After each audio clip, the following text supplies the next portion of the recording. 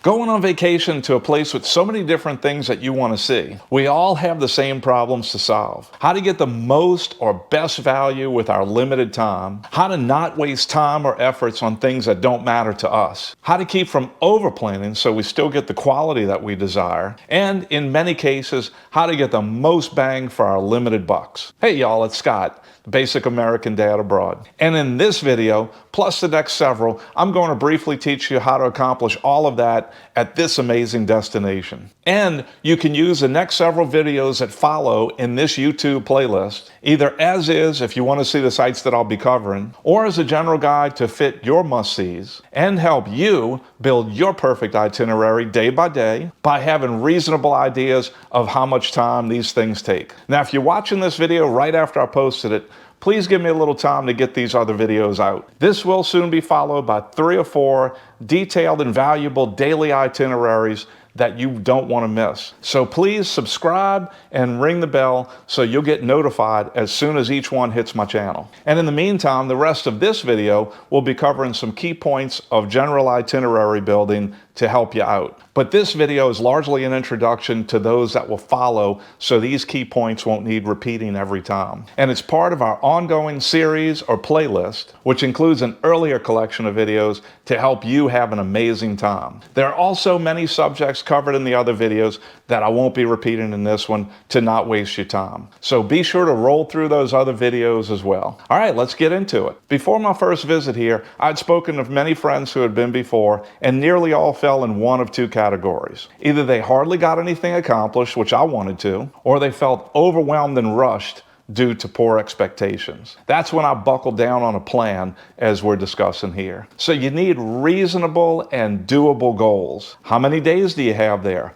How much do you want to see? Of course, this can vary not only by your time, but also your stamina. And don't underestimate the effects of jet lag in the first day or 2 if that applies. For example, you could spend days upon days at a place like the Louvre or the British Museum. But realistically, most people, like us, are overwhelmed within 2 to 3 hours. So it's really important to narrow down your must-sees to your limits. Speaking of must-sees, the previous video in this playlist is designed to give you some ideas on that. And again, subsequent videos will be putting those and more into a daily and totally doable format. Next, consider ergonomics and time management. You want to know the geography and approximately how long things take to accomplish. On geography, that has never been easier with things like Google Maps. So lining up your activities for ergonomic efficiency, or in geographical order so you don't waste time in transit going back and forth, is not only easy, but it allows you to accomplish a lot more. Not doing this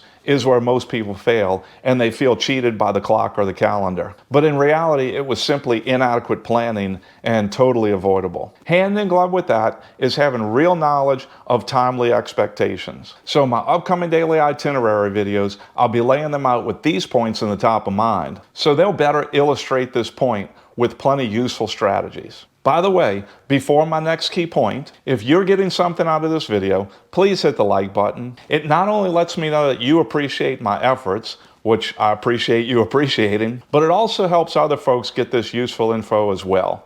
So thanks for doing that. Okay, back to it. And finally, at least for this video, is local resources and pre-planning. For example, having tickets in advance can save you literally hours in line. Or worse, showing up to something that you want to do and it's closed that day. And it's really not that difficult or time-consuming to do. Plus, with a little research, you'll know where to get help if things go wrong. Also, having weather contingencies, be that temperatures or rain. That last-minute raincoat or umbrella or jacket that you get at the attraction can cost 3 to 4 times as much than at a store, whether back home or in town. Or getting that in-country SIM card versus paying AT&T $10 a day, which I've got some options for you in the description below, by the way. But you get the point. There's a lot of things that you can do and know at home to make things go much smoother there. And we'll be talking a lot more about these things. Again, this video is not exhaustive, and many additional subjects are covered in our other videos, so I don't want to bore you with repetition. This is part of an ongoing series of basic how-tos.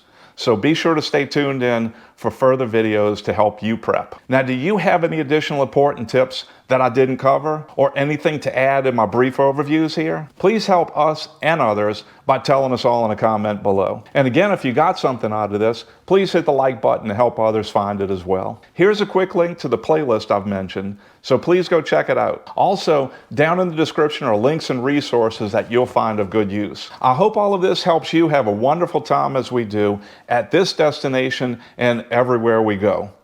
So thanks for watching, and we'll see you again real soon.